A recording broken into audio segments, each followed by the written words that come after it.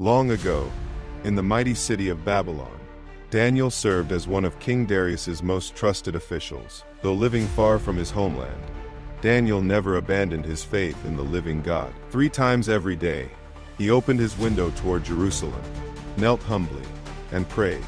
No law of man could silence his devotion, for Daniel trusted in God's wisdom and strength above any king's decree or earthly power. But Daniel's faithfulness stirred jealousy in the hearts of other officials who served King Darius. They watched him closely, searching for any fault or mistake. Yet they found none. Determined to destroy him, they whispered and schemed together. They decided to use Daniel's unshakable faith against him, hatching a cruel plan that would trap him with his own devotion and force the king's hand to cast him away. The jealous officials came before King Darius and flattered him with their words. They convinced the king to sign a royal decree that for 30 days, no one could pray to any god or man except the king himself. Unaware of their trap, King Darius sealed the law with his signet ring. Yet when Daniel heard of the new law, he went to his room, opened his window toward Jerusalem, and continued to pray, just as he had always done. When Daniel's enemies discovered him praying to God despite the king's decree, they burst into his home and seized him at once. Their trap had worked just as they planned. They dragged Daniel away to face certain punishment under the unchangeable royal law. But Daniel did not beg or run.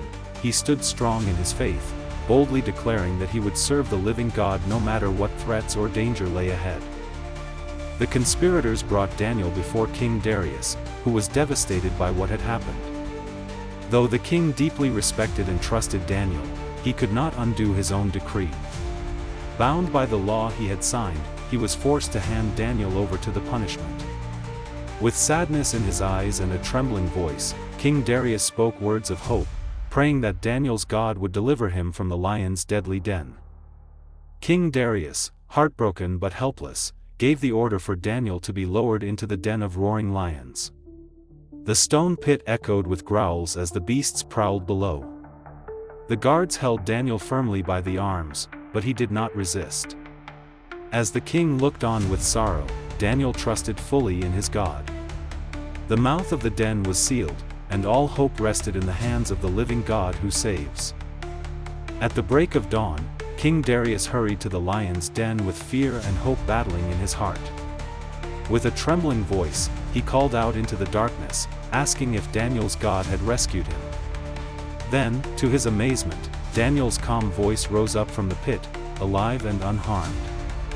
God had sent his angel to shut the lions' mouths, protecting his faithful servant through the long, dangerous night. Seeing the miracle with his own eyes, King Darius knew the truth: Daniel's enemies had plotted evil and lied.